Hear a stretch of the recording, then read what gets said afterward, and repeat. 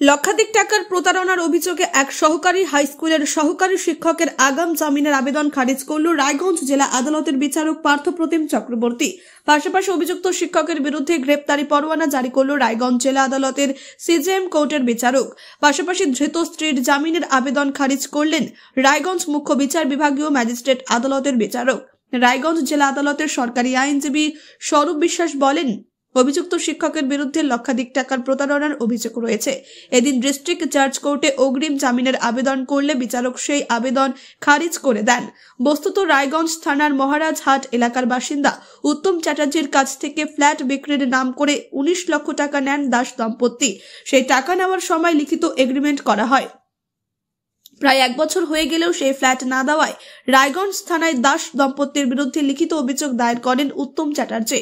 অভিযোগের ভিত্তিতে অভিযুক্ত গায়ত্রী বর্মন দাসকে গ্রেপ্তার করে রায়গঞ্জ থানার পুলিশ।